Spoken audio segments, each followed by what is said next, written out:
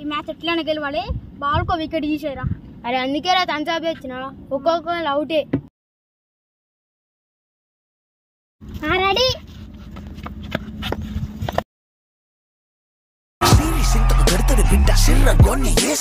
నువ్వు షేరు అయితే వీడు సవ్వ షేరు చూసుకో. గోన పెంక లెక్క బొగ్గలెరగా కొడతాడు కాసుకో. శంగు బిల్ల వీని ఎవడు పట్టలేడు. నువ్వు థమ్స్అప్ తాగి మావానికి బాల్ కనవాళ్ళే, నేను 90 తాగుతా. నేను కొట్టేది నీకు కనవాడది.